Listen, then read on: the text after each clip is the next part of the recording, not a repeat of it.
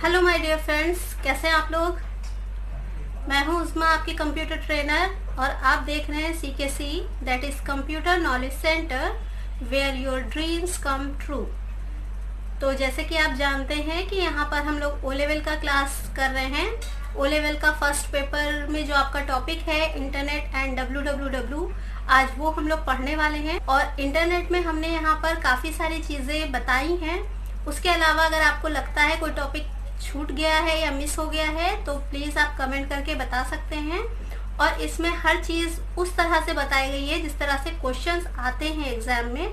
तो आप अच्छे से देखिएगा, लास्ट तक रहिएगा वीडियो में, जिससे आपका कोई भी पॉइंट मिस ना हो। ओके, तो चलिए हम लोग स्टार्ट करते हैं आज की वीडियो। और अगर चैनल पर फर्स्ट टाइम आए हैं तो चैनल को सब्सक्राइब कर लीजिए। वीडियो अच्छी लगती है तो लाइक कीजिए, शेयर कीजिए और आज की वीडियो देखिए। तो जैसे कि हम जानते हैं M1R5 में हमारा जो टॉपिक है वो है इंटरनेट एंड www। ओके, तो सबसे पहले हम देख लेते हैं इंटरनेट क्या होता है।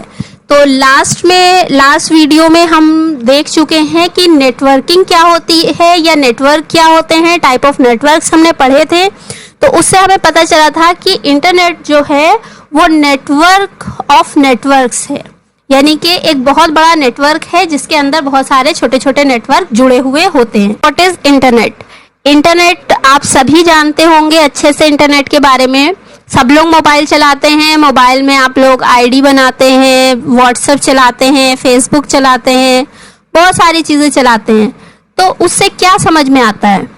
यही समझ में आता है कि हम अपनी जगह पर अपने घर में रहते हुए पूरे वर्ल्ड में कहीं भी किसी से भी कांटेक्ट कर सकते हैं। फेसबुक पे जब हम बात करते हैं तो हमें पता चलता है कोई पर्सन है जो US में है, सऊदी में है, या फिर अमेरिका में है, या फिर चीन में है, और वहाँ से वो बात कर रहा है और हम यहाँ पर उससे कांटेक्ट कर रहे हैं। उसके बाद हम उससे वॉइस कॉल भी कर सकते हैं, वीडियो कॉल भी कर सकते हैं, और सब कुछ शेयर कर सकते हैं, डॉक्यूमेंट्स भी शेयर कर सकते हैं। ये सब पॉसिबल हुआ है बिकॉज ऑफ इंटरनेट। इंटरनेट के बिना ये सब पॉसिबल नहीं था। तो हम जान लेते हैं कि इंटरनेट की नॉर्मल डेफिनेशन क्या है। What is internet? अगर हम डेफिनेशन की बात करें तो हम लिख सकते हैं the internet is the global system interconnected computer networks that uses the internet protocol suites to communicate between networks of devices। यानी कि इंटरनेट जो है वो एक ग्लोबल सिस्टम है जिसमें बहुत सारे कंप्यूटर का नेटवर्क है। जितने भी वर्ल्ड में कंप्यूटर्स हैं जिन पर इंटरनेट चलाया जाता है वो सब इंटरनेट के नेटवर्क में आते हैं, और वो TCP/IP प्रोटोकॉल्स को यूज करते हैं। किसके लिए? कम्युनिकेशन के लिए, यानी कि बातचीत करने के लिए, डिवाइसेस एंड रिसोर्सेज या डेटा और रिसोर्सेज शेयर करने के लिए इन प्रोटोकॉल्स को यूज किया जाता है बहुत सारे कंप्यूटर्स के बीच में। ओके, तो ये है इंटरनेट। इंटरनेट में 3 चीजें होती हैं मेन, जिसके बारे में हमें मालूम होना चाहिए। First is client, second is ISP and third is server. Okay, तो फर्स्टली हम जान लेते हैं कि व्हाट इज क्लाइंट। मोबाइल और स्मार्टफोन, टैबलेट्स एंड कंप्यूटर्स, इस तरह के जो भी डिवाइसेस हमारे पास होते हैं जिससे हम कंप्यूटर में इंटरनेट चला रहे होते हैं, वो हमारे क्लाइंट होते हैं। ओके, यानी कि हमारे हाथ में जो भी मोबाइल, कंप्यूटर या टैबलेट है जिस पर हम नेट चला रहे हैं वो हमारा क्लाइंट है। ओके, यानी कि हम चला रहे हैं तो हम उसके क्लाइंट हैं, लेकिन मेनली वो कंप्यूटर्स या वो डिवाइसेस ही क्लाइंट हैं आपके। ओके, अब नेक्स्ट है सर्वर। क्या होता है? सर्वर वो कंप्यूटर्स हैं जहां पर वो सारी इंफॉर्मेशन स्टोर है जिसे हम एक्सेस कर रहे हैं, यानी कि हम जो भी सूचना, जो भी इंफॉर्मेशन इंटरनेट के थ्रू प्राप्त कर रहे हैं वो हमें कहाँ से मिल रही है? सर्वर से मिल रही है। अब इन दोनों चीजों को जो जोड़ता है वो है हमारा ISP, यानी कि नेट हम किस तरह से चलाते हैं। नेट के बिना हम वहाँ पर इंफॉर्मेशन को रिट्राइव नहीं कर सकते या इंफॉर्मेशन को ले नहीं सकते, उसके लिए हमें इंटरनेट कनेक्शन आपके कंप्यूटर या आपके क्लाइंट के पास होना चाहिए। तो क्लाइंट के पास इंटरनेट कनेक्शन कहाँ से आता है? आईएसपी के थ्रू आता है, यानी इंटरनेट सर्विस प्रोवाइडर्स।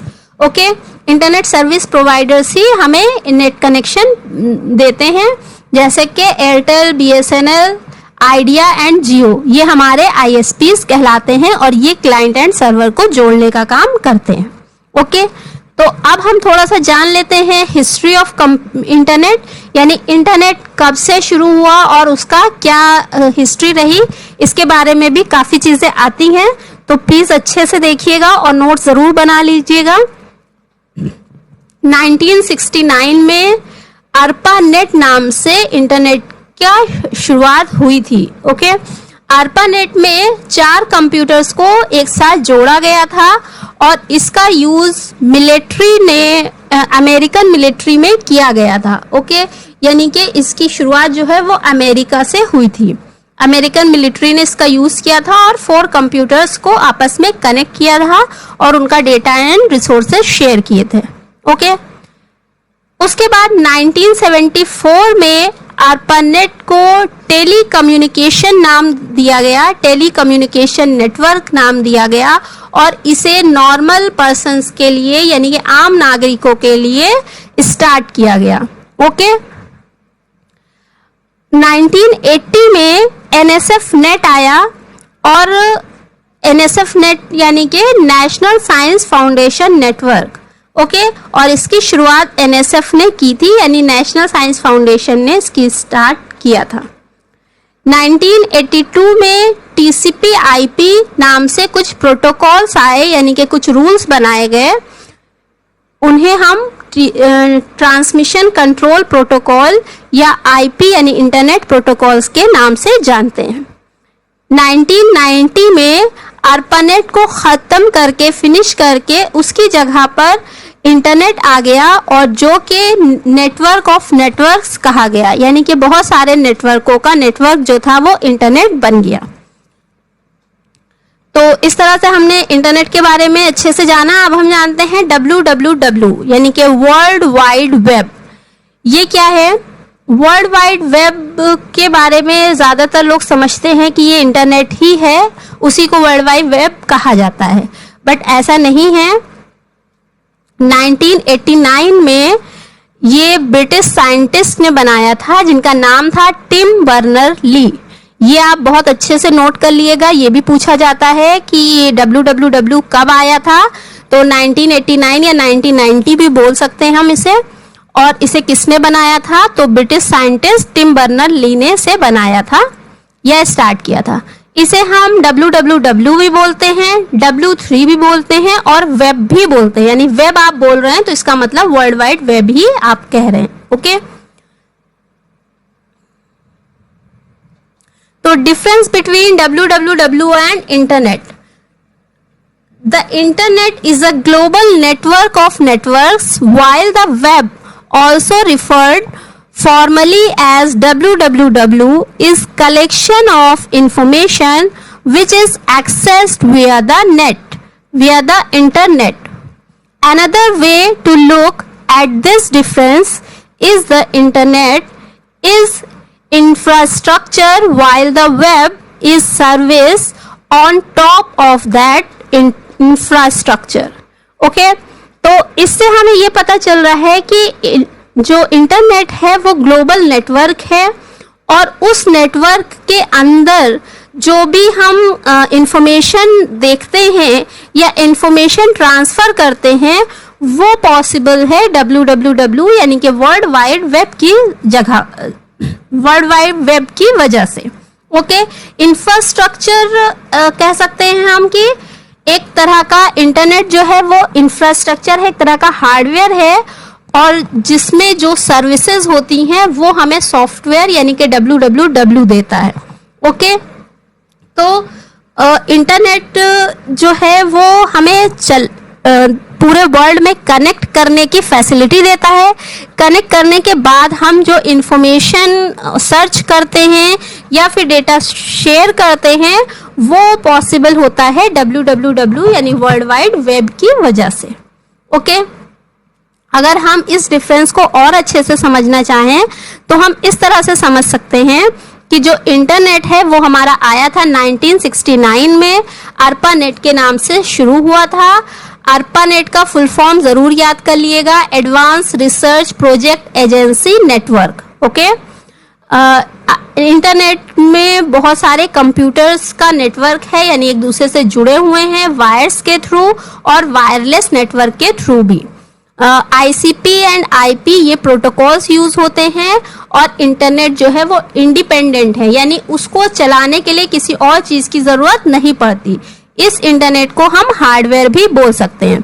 जबकि www की बात करें तो ये आया 1993 में और इसका जो फर्स्ट नेम था वो था NSF नेट और इसमें files and folders and documents को स्टोर किया जाता है, शेयर किया जाता है।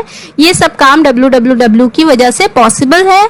इसमें जो प्रोटोकॉल यूज किया जाता है वो HTTP है, यानी हाइपर टेक्स्ट ट्रांसफर प्रोटोकॉल, और ये डिपेंडेंट होता है इंटरनेट पर। इंटरनेट के बिना www कोई वर्क नहीं कर सकता, इसलिए हम कह सकते हैं कि ये सॉफ्टवेयर का वर्क करता है। ओके।